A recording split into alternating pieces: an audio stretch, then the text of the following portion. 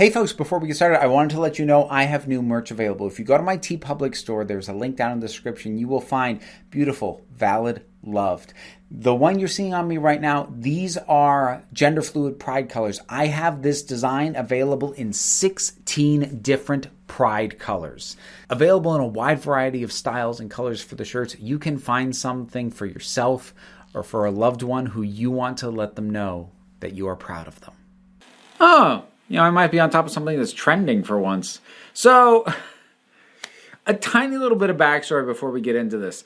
I went and saw my partner Liz this weekend, and on Saturday, we watched an Oscar-winning movie that both of us had been meaning to see for a while. And it was really boring. Like, painfully boring. I'm not even going to say what the movie was because I don't want the comments to become a thing about the conversation about this highly acclaimed movie that I think was boring as hell, because that's not the point of this video. But the reason I'm giving you that context is after that, a movie that pretty much literally put us to sleep because we went to bed at like 9 o'clock because we were so just, after seeing this darn thing.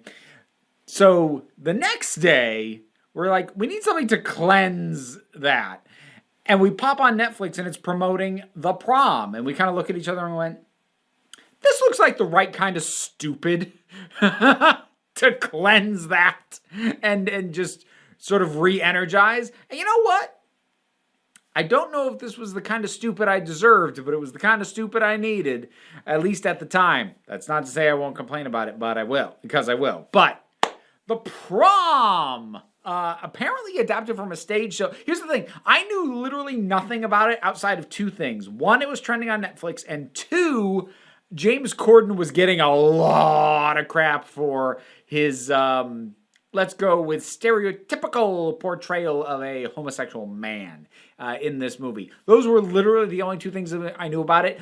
I didn't even know it was a musical. We sat down and we started the movie, and the instant Meryl Streep burst into song the first time, we're like, oh, okay, that's what we signed on for. All right. So in case you haven't seen The Prom, okay, oh boy, I'm trying to think of best way to come at this.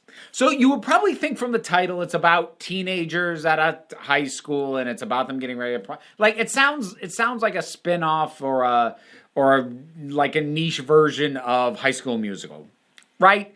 It's not that, at least not narratively. Because yes, there is a prom, yes, there are high school students, but it's not about them, really.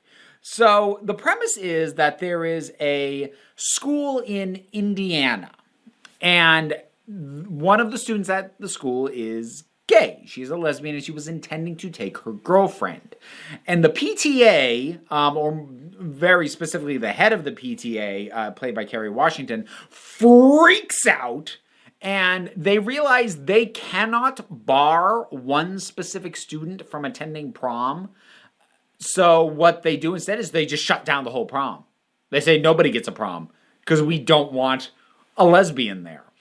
And the principal, played by Keegan-Michael Key. Yes.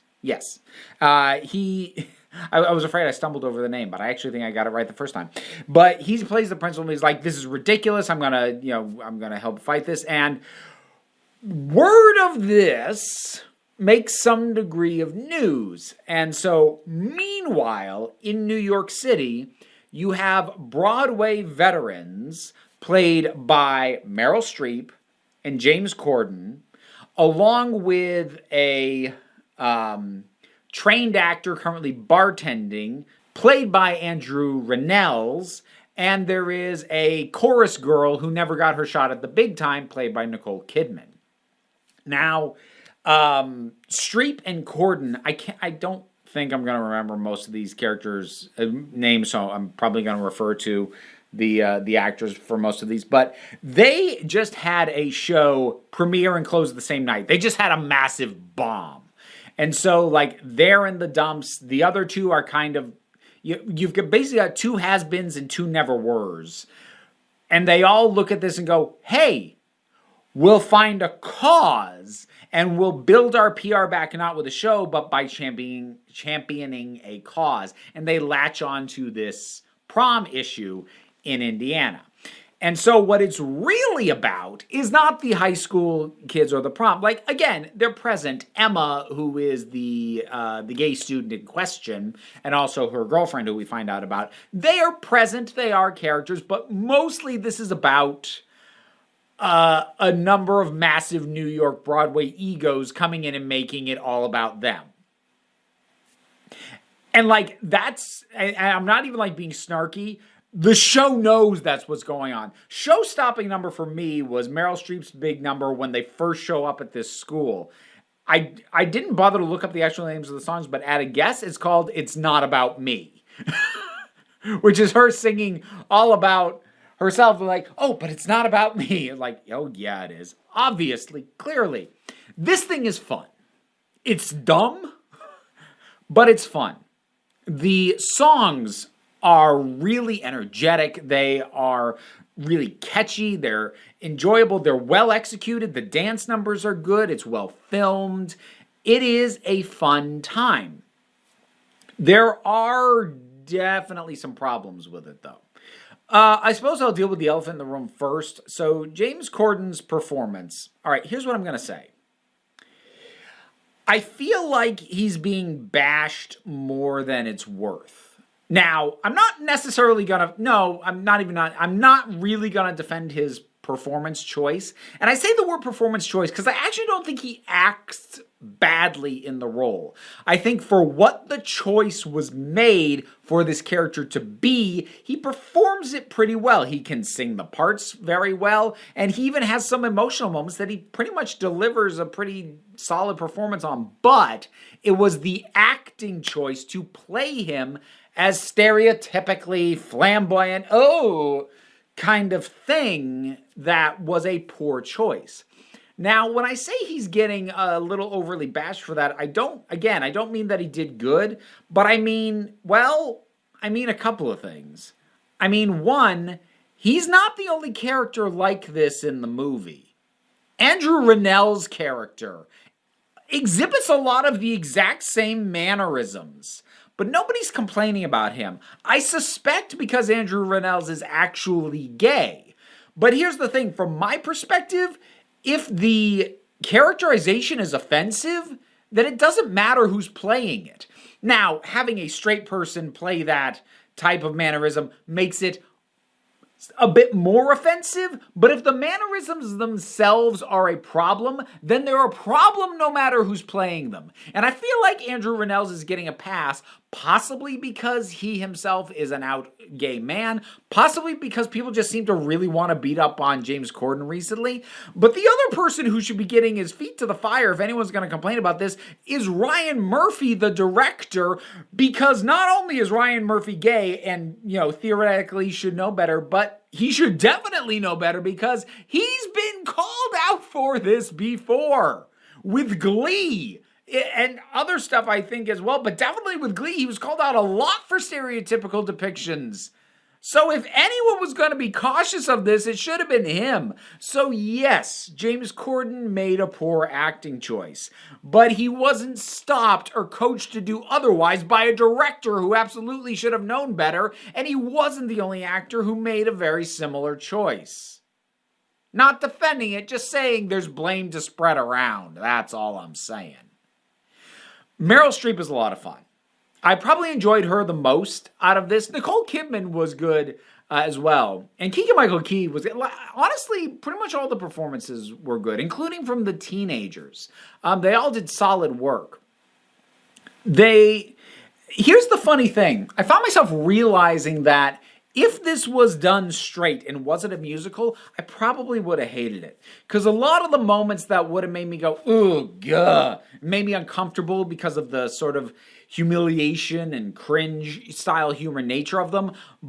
Like, honestly, the song I highlighted, It's Not About Me. If that had just been a scene of Meryl Streep's character showing up and going, this is all about Emma, and like showing this this cringing, like, embarrassed teenager and this woman making a big deal and, like, playing it straight, I probably would have turned the movie off. But by making it a big, overblown musical number, it goes down better. And I can have fun with a scene that I would otherwise loathe. I think just because of the unreality of a musical number of it. That having been said, it does suffer from a little bit of adaptation sickness in a couple of areas in terms of the believability. And what I mean by that is there are certain things that you can get away with on stage because of the inherent unreality of theater. I kind of already mentioned the unreality of musicals, but if it's on stage, that's multiple layered. It's often noted that there is a higher degree of suspension of disbelief for theater than there is film or television, because there has to be. Because you see something like this on the stage, you're looking up and you know for a fact that's not a high school cafeteria, that's a set on Broadway. But there is an inherent reality imposed by film because it's a real set. It's a real location. You're not required to imagine any of the things. It's all there. There's a much lower suspension of disbelief. And so because of that, things that I probably wouldn't have questioned if I saw it on stage, things like the response to a kid who put a video up on the internet and it goes through this whole, all this positive feedback and finds a community and all this. I'm like, I'm not going to say that doesn't happen, but speaking as someone who makes their living on the internet, you are ignoring the minority but very, very loud and very vocal trolls who would tear the crap out of this kid. And I don't think that's something that I would have bothered to think of in the moment watching it on stage, because I wouldn't be imposing that level of reality on it. But my brain will do that for a film. And similarly for Liz, she found herself taken out of it a few times with some of the stuff that happens at the school because she works in education. And so she had a couple of points of, there's no way they could pull that off. The logistics of this are stupid. Like, that's not how that works. And again, I suspect that if we had gone and seen this on stage, because of the higher suspension of disbelief that comes with stage, we wouldn't have questioned any of these. And these aren't really necessarily faults of the movie. It's just, as I said, it's adaptation sickness. There is one other thing that I do want to highlight that did kind of tick me off, and I'll try not to go off on this for too long, because I know I could if I wanted to, but I don't want to. But I do need to highlight it. There's one song that I really didn't like, and I mean on principle. I actually liked the tune, and it was well performed, and the dancing was good with it and everything. But there's a song, again, I don't know what the name of it is. At a guess, I'm going to say it's Love Thy Neighbor, sung by Andrew Rannells. And the very premise of the song irks me, because it's this whole thing where these other students are basically bagging on the lesbian character, on Emma. And some of them are using the Bible as justification for that. And so Andrew Rannell's character does the smug, aloof, elitist, patronizing thing that people do, which is to go, oh, this in the Bible you say someone shouldn't do? Oh, but you do this, and this, and this. Aren't you a hypocrite? Aren't you supposed to follow love thy neighbor more than any other? Like, as if they know what someone's faith should be more than someone else. And look, I understand the appeal of doing this sort of thing. I used to do this sort of thing when I was in my early 20s, but that was 15 plus goddamn years ago. I grew out of it. It's immature and patronizing more than anything else. And it really irks me when bigoted positions are excessively linked to religious belief. And I'm not saying that one doesn't fuel the other. It does and it can. But not all religious practitioners are bigots. And not all bigots are religious. Bigotry knows no bounds, and people will justify their bigotry through all manner of reasons, whether it be through justification by religious text, or whether it be through justification of a misunderstanding and a twisting of science. There are atheist bigots, there are religious bigots. The fact that they are using the Bible, that's not what made them bigots. It's just their rationalization for what they're doing. And I've talked about this sort of thing before. It's far from the worst offender of this. It does not go so far as to lean on the idea that religion itself and the very idea of faith is somehow bad or stupid, which I've gone off about before. You can see that video for my ripping a Doctor Who novel, a new one, for that. So it's not that bad, but it does have that level of just patronization, because it is implying you're doing your religion wrong. It's like, it just is so snotty.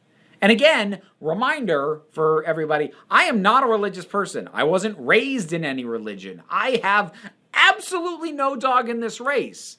But I have enough friends and people who I care about and love who are religious that I find this kind of broad stroke painting of religious people as bigots or idiots who didn't even read the book that they purportedly are running their life by. I find it insulting.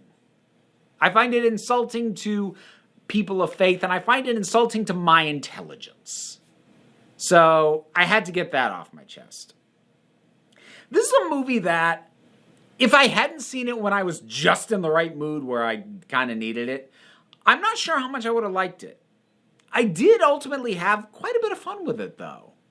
The one other thing I need to point out, I don't know if it was a jacket or a dress, but whatever the hell they put Kerry Washington in for the final scene of this thing, that is one of the ugliest things I've ever seen in my life. Holy cow.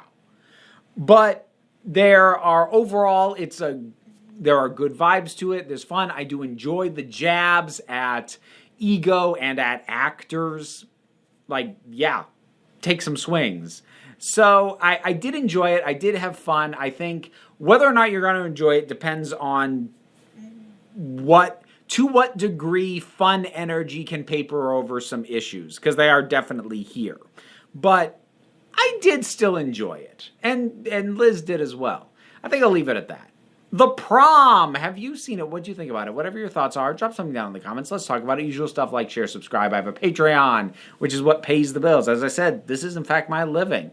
Any amount you're able to help is of great assistance, but don't sweat it. I've also got merch linked down in the description if you want to check that out, but no pressure on any of it.